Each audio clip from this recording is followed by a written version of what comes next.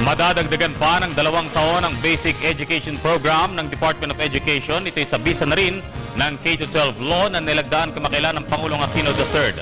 Ano nga bang layunin na nasabing natin sa report ni Bianca Piedad? Sa pagsisimula ng bagong curriculum sa lahat ng pampublikong paaralan sa bansa ngayong pasukan, marahil marami ang nagtatanong, ano ba ang layunin ng K+12? Binuo ng Department of Education ng K+12 o Kindergarten plus 12 years of basic education para sa lahat ng estudyante na elementarya at high school sa pampublikong paaralan.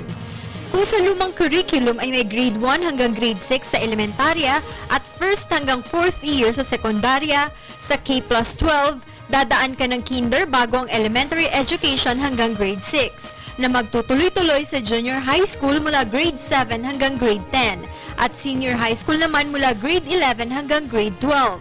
Ang resulta, 13 taon ang guhuguli ng mga mag-aaral sa eskwelahan sa halip na 10 taon.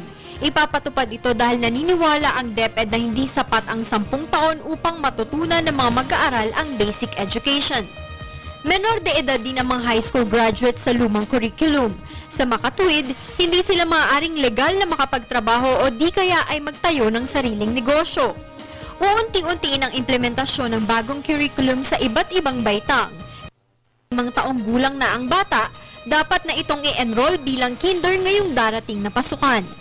Ngunit hindi naman kailangan mag-alala sa schedule ng inyong mga anak dahil sa K+12, magiging mas maluwag ito dahil magiging mas buo at pangkalahatan ang paglinang sa kanilang kakayahan. Para sa Telebisyon ng Bayan, Bianca Piedad.